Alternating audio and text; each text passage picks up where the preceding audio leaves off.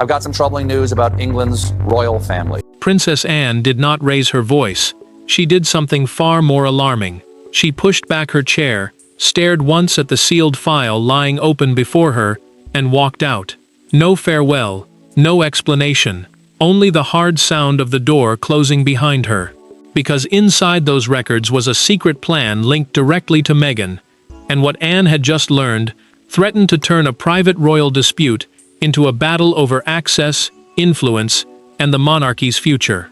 Before we go deeper into what this really means for the royal family, make sure to subscribe so you don't miss a single update. Anne had entered Windsor, expecting routine business. The restricted records meeting reviewed archive permissions connected to former working royals and historical correspondence. Royal archives are protected collections of letters, notes, and papers kept under controlled access because they contain private family exchanges and matters tied to the crown. That distinction mattered. One careless approval could expose conversations and memories never intended for a public project. Anne turned the final page once. Then she read it again. The proposal described a heritage project linked directly to Meghan and sought controlled access to private royal correspondence. The request was not simply about public history. It reached toward family material involving the late Queen and personal exchanges. The Princess Royal felt anger rise because private memory appeared to be moving toward someone else's control. Charles watched his sister's expression tighten. He had seen her angry before, but this was different. The king leaned forward and said, "Anne?" She gave him nothing. No answer. No argument. Her silence carried more weight than shouting, and the monarch understood that she had found something deeper in the file. Anne noticed the handwritten reference in the margin. Someone had recorded that the proposal had been discussed months earlier. That note changed the room. It meant the idea had not appeared, and someone close to royal administrative circles had understood its purpose long before the Princess Royal saw the sealed records. She closed the folder with exact control. Anne placed both hands on the table. "Private memory cannot become someone else's instrument," she said. Then she pushed back her chair and left. Charles stayed seated, staring at the folder she had abandoned, while the question she refused to ask aloud settled heavily between them. William heard within minutes. The prince did not focus first on Meghan or the project. He asked one question: who allowed the plan to move this far? Anne had walked out because of Meghan's plan, but the deeper shock was about to become personal when William began tracing who had opened the first door. Behind the anger were three people carrying three very different wounds. Anne saw duty under threat. Charles saw another family crisis returning to his table. William saw a boundary he believed had already been settled, and far away, Meghan had built a plan around a very different belief: that royal history should not remain forever controlled by palace silence. The sealed file did not simply expose strategy. It forced every person involved to confront what they believed the monarchy owed its past. Anne had built her royal life around service and silence. The Princess Royal, a title given to the monarch's daughter, in recognition of her senior royal role, believed private family material should remain protected, because letters and personal exchanges carried pain that public arguments could never fully explain. She had spent years watching duty demand restraint, and now she feared that restraint itself was being turned into an opening. Meghan saw the same history differently. Her proposed heritage project was designed as a carefully controlled platform, using correspondence, family context, and archival material linked to her years inside royal life. Archival material means preserved letters, notes, and records kept for historical study. She believed those years could not be understood only through palace statements or public headlines. To her, the project was about voice. To Anne, it looked dangerously close to access becoming influence. Charles felt the fracture reopening. The king wanted to defend clear institutional boundaries, yet he also knew another harsh response could deepen a family division he had never repaired. He read the summary again, set it down, and remained silent. The monarch understood that one careless decision could protect procedure while destroying whatever little trust still remained. William reacted with far less patience. The prince stood alone near the Windsor window after reading the briefing, his anger fixed not only on the proposal, but on his father's possible hesitation. He believed this boundary had already been settled. Private material stayed private. Yet the future king knew Charles often searched for compromise, and this time, compromise felt like danger. Anne returned to the wording. Meghan's name did not appear at the front of the proposal. Intermediaries had first approached royal circles using phrases like preservation, historical context, and cultural access. The polished language made a personal request look administrative, and that realization cut deeply into her trust. William demanded the complete timeline. Minutes later, one date stood apart. It led back to a private heritage ceremony months earlier, where one quiet promise had changed everything. To understand why Anne left that room, William now had to return to the exact day when a polite conversation quietly became the point of no return. Every royal rupture has a moment that looks harmless until history turns around and points directly at it. This one began after a private heritage ceremony, with tea cooling untouched, and a conversation lasting less than 20 minutes. No shouting, no accusations, just one promise made too casually and remembered far too carefully. Months later, Anne would read the sealed record of that exchange and understand that the crisis had not begun with Meghan's plan. It began when someone inside the system gave that plan hope. William followed the date backward and found St. George's Hall at the center of it. The private royal heritage ceremony, a closed gathering focused on preserving historic royal material, had ended months earlier. An archive advisor remained behind and spoke with an intermediary connected to Meghan's proposed project. He believed the conversation concerned academic access, the limited use of protected records for historical research.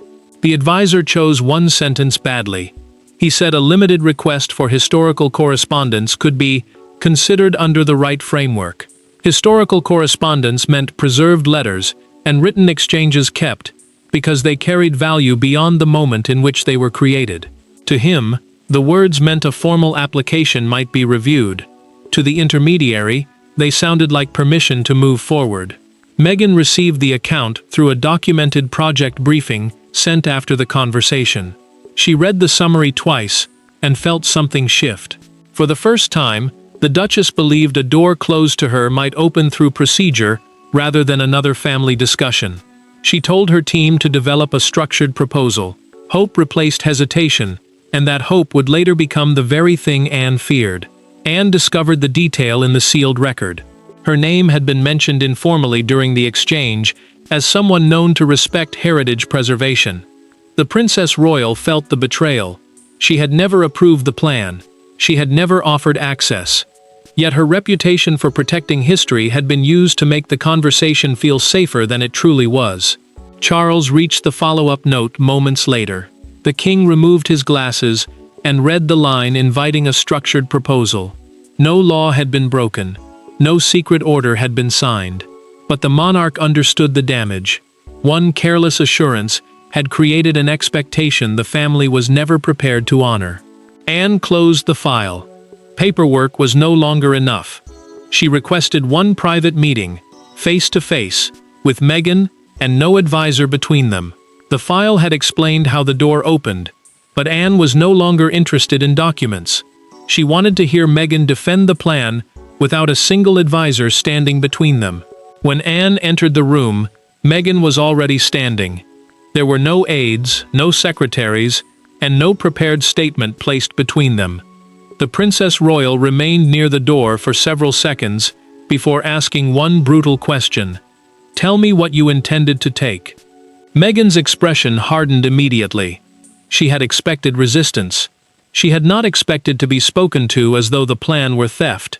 And in that instant, two completely different versions of royal truth collided face to face.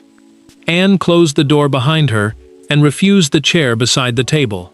The secured Windsor sitting room had been chosen because private royal meetings could happen there, without administrative representatives controlling the conversation. That mattered now. No official could soften a sentence, and no advisor could explain what either woman really meant. Meghan answered carefully. The project sought selective access, not ownership. She wanted material that could help place her years inside royal life, within a broader account of modern monarchy. The Duchess believed context mattered, because public headlines had already created a version of her story. Anne heard something else. She heard a request to bring private family correspondence into a narrative Meghan could shape. Anne gripped the back of the chair. "You are asking for words written in trust," she said. The Princess Royal felt anger sharpen, because the late Queen's private exchanges were not historical tools to her. They were family memories. Meghan refused to retreat. She told Anne that silence had never protected everyone equally, and she would not apologize for wanting her experience remembered in her own context. Anne placed a copied page from the sealed file on the table. Her finger stopped beside the phrase, "personal correspondence with historical value." The words carried dangerous reach, because they could include letters never intended for outside interpretation. Meghan stared at the line, then answered through the direct private conversation itself. She said she had not written that phrase. Legal advisors had added it during drafting to widen the project's archival possibilities. Meghan expected the distinction to matter. Anne almost laughed. The Princess Royal called it dangerously convenient. She told Meghan that wider legal wording still served the project, whether the Duchess personally typed the sentence or not. Meghan fired back that a formal request was not theft, and that asking for access did not mean she expected every door to open. The argument stopped when a message from Charles reached the room. The king requested that both women remain available. He had discovered the decision was not actually Anne's to make. Anne believed the battle was about trust. Meghan believed it was about voice. But Charles was about to reveal that the real power sat somewhere neither woman fully controlled. Kings can command rooms, but even a king cannot simply open every locked cabinet in royal history. Charles knew that before he entered the records chamber, and the knowledge made him unusually quiet. The decision now involved custodians, private collections, family permissions, and rules designed to survive emotional pressure from every side. Yet when the keeper placed one narrow folder before him, the monarch discovered the most painful truth of all. The final answer might be institutional, but the consequences would be deeply personal. Charles rested one hand on the file and listened. The requested material crossed three areas: private family correspondence, restricted royal archives, and papers controlled under custodial arrangements. A custodial arrangement is the set of rules deciding who protects a collection and who may approve access to it. That mattered, because no single royal preference could unlock everything Meghan's project had requested. The keeper spoke carefully. Each collection carried its own permissions, privacy limits, and responsibilities. Meghan could not receive broad access because the king wished to calm a dispute. Charles lowered his eyes. He hated hearing his children and relatives discussed as subjects of procedure, yet the monarch knew those rules existed to survive exactly this kind of emotional pressure. Anne refused to soften. The Princess Royal demanded a complete rejection and told her brother that private correspondence should never enter a project shaped by personal grievance. Charles looked at her sharply. He warned that anger could expose a danger, but anger could not become the final reason written into a decision. Anne heard caution. The king meant protection. The keeper opened the narrow folder. One route remained. He explained that heavily limited historical material could theoretically be reviewed under independent supervision, meaning an outside process would check access without allowing private family letters to pass into Meghan's hands. The path was controlled, and far from what her proposal had sought. William understood the risk. The prince told his father that even a narrow approval could become a headline, saying Meghan had won access to sealed royal history. He feared the public would never see the difference between supervised historical review and private correspondence. Charles made the only choice he believed could endure. He approved neither total access nor total rejection. Instead, the monarch ordered a formal boundary ruling, a written decision defining what could and could not be considered. Anne left furious. Meghan had not yet seen the result, but when it reached her, the limits would cut deeper than Charles expected. The king had tried to separate emotion from procedure, but when the ruling arrived, Every person involved discovered that boundaries can wound just as deeply as accusations. The decision was only 3 pages long. Its impact traveled through the family in minutes. Meghan's request for private correspondence was refused completely. Her wider heritage proposal could continue only with public or independently cleared material. Anne should have felt victorious. Instead, she read the ruling once, placed it beside her untouched tea, and looked troubled. Because the boundary she wanted had been drawn, but Charles had also made it clear that Meghan's place in royal history would not simply be erased. Meghan received the ruling in private, and read every line without speaking. The formal boundary ruling, a written decision setting clear limits on access, blocked private letters, sealed family material, and personal royal correspondence. Yet it allowed a separate application using public records or historical material cleared by independent review. She had wanted context from inside the family. Now the material she believed could explain her experience was completely beyond reach. Charles refused to frame the decision as punishment. The king insisted the same principle would apply to future requests, because rules built around one person could easily become weapons against another. That distinction mattered. The monarch was protecting private family material while also refusing to erase Meghan from the history she had lived through. Meghan became completely still. The Duchess had expected resistance, but the final wording felt colder than an argument. A private documented message to her advisors recorded her disappointment.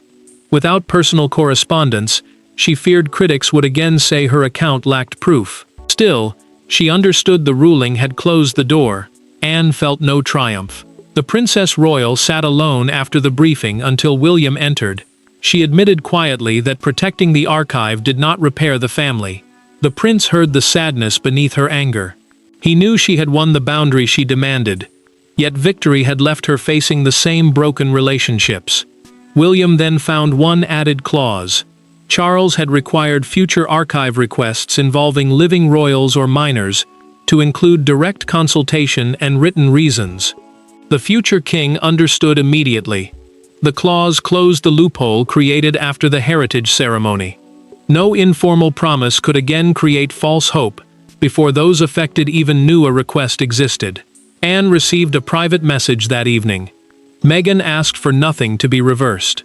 She requested one conversation without files, lawyers, or royal positions. The official battle was over. Yet Meghan's final request placed Anne before a harder choice, whether to defend the boundary from a distance or face the woman behind it one last time. There was no red box on the table this time, no archive keeper, no king. Anne arrived first and waited alone until Meghan entered, closing the door herself. For several seconds, neither woman spoke. The fury of their first confrontation had burned away, leaving something more difficult behind: honesty. Meghan finally said she had never intended to strip the family of its privacy.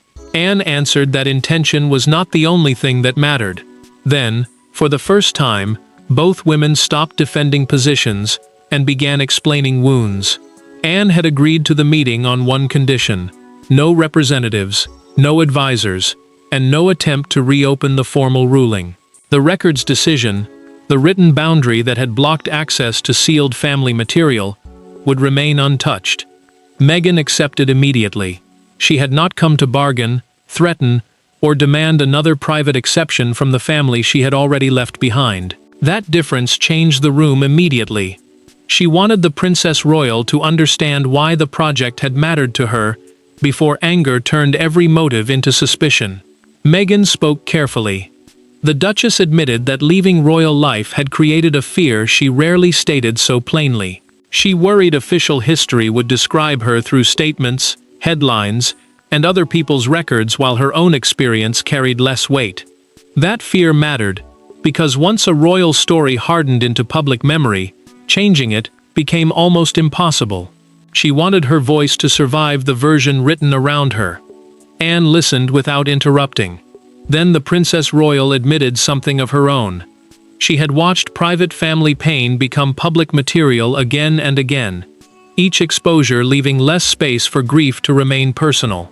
Her anger came from that history. The late Queen's private world felt especially sacred because those letters carried trust, not performance, and Anne feared that once opened, they could never be made private again. Meghan then revealed her decision through the private conversation itself. She would redesign the project around her own records, public material, and personal testimony. She would stop pursuing sealed royal correspondence. The Duchess said the story she told would come from what she could defend as hers. Anne did not smile. She did not offer support, but she looked directly at Meghan and said, "Then tell your story from what is yours." By morning, the change could be felt before anyone understood it. Anne left Windsor calm, and Meghan made no fresh demand. Their private understanding remained unannounced. Then the first explosive headline reached every newspaper desk. Inside the room, the conflict had finally become human. Outside the palace, the world was about to turn it back into a royal spectacle. By sunrise, the private fury had a public headline. Across one front page, Anne's departure was frozen into 3 brutal words: "Princess walks out." Television presenters repeated the phrase while crowds slowed outside Windsor Castle, holding phones toward the gates as though another answer might appear. Yet the headline told only half the story. The public saw anger. The palace knew there had already been a ruling, a confrontation, and one final private conversation that had changed the emotional meaning of everything. Charles watched the morning broadcast without speaking. The royal archives, protected collections of letters and historical records kept under strict access rules, had suddenly become the center of a public fight involving Meghan. That mattered, because private family history was now being discussed as though it were a prize to be won. The king felt defeated by how quickly a difficult boundary decision had been turned into another family war. William read the headlines with growing frustration. The prince knew Anne's walkout had happened, but he also knew the public had not seen what came after it. He considered challenging the story, then stopped. A palace denial could feed the spectacle and invite more questions about the sealed file. The future king chose silence, even though silence now looked dangerously close to surrender. One front page drove the story harder than the rest. Beneath the giant words, "Princess walks out," a smaller line asked whether Meghan had sought access to royal secrets. The question spread because it sounded more explosive than the truth. Broadcasters began framing the dispute as a battle over whether former working royals should influence how palace history was remembered. Windsor felt the pressure by midday. A small crowd gathered near the public entrance, as one broadcaster reported that the palace had established new archival boundaries without releasing any private records. Archival boundaries are written limits defining what protected material may be reviewed and under what conditions. That detail shifted the argument. Suddenly, the story was not only about anger, it was about control. Anne heard the new framing and made one final choice. The Princess Royal contacted Charles directly and asked him to let the formal ruling stand without any personal condemnation of Meghan. She had defended the records. She would not turn that defense into public punishment. The king understood immediately. The monarch accepted her request, and the tone inside the palace changed. The world wanted a winner and a loser, but Anne's last intervention ensured the final judgment would be about something larger than either woman. In the end, Anne did not destroy Meghan's plan. Meghan did not break open the royal archives. Charles did not choose one woman and condemn the other. The sealed records forced something far more permanent: a line. Private royal correspondence would remain protected. Personal history could still be told, but from material a person truly owned or could lawfully access. The Princess Royal's walkout became famous because of its fury. Its real importance, however, came from what happened after the anger had finally passed. Anne returned to the same Windsor room where everything had changed. The archival ruling, a final written decision controlling access to protected royal records, now stood as permanent policy. Meghan would receive no sealed private correspondence, while future requests involving living royals or minors required written consultation and clear oversight. That mattered, because one casual promise could never again create expectations before the people affected even knew a request existed. Meghan changed course, rather than disappearing. The Duchess rebuilt her heritage project around personal records, public sources, and her own documented account. She kept her voice, but the private collections remained beyond reach. The separation was painful, yet clear. Her history could be told without turning another person's letters into weapons in a personal fight. Anne paused beside the chair she had pushed back in fury. The Princess Royal admitted quietly to Charles that anger had exposed a danger. But anger could not be allowed to write final policy. The king thanked his sister for forcing the issue into the open. He also reminded her that defending the monarchy meant creating rules strong enough to survive personal feelings, including their own. William signed off on the new consultation framework. The prince finally understood the deeper revelation. Meghan's ambition had not created the crisis alone. Informal promises, unclear language, and weak boundaries had allowed hope and fear to grow in different directions. The future king knew he was inheriting a stronger system because the family had finally confronted that weakness. Anne sent no apology. Meghan asked for none. Their private conversation remained the true turning point because each woman accepted the other's right to protect what she believed belonged to her. The verdict was final. Royal history could be discussed, challenged, and personally remembered, but private family records could not become instruments in personal battles. Meghan kept her voice. Anne protected the sealed correspondence. Charles replaced confusion with a written boundary. William inherited clearer rules. The dispute ended without friendship pretending to be reconciliation, and without punishment pretending to be justice. Anne's fury changed procedure. Meghan changed her plan. The crown learned that silence alone could not defend history. Only clear boundaries could. And so the door Anne slammed in anger did not remain closed forever. It became the line that finally showed the royal family what must stay private, what may be told, and where personal pain must stop ruling the crown. Thanks for watching. Please don't forget to like and subscribe, and we will see you in next one.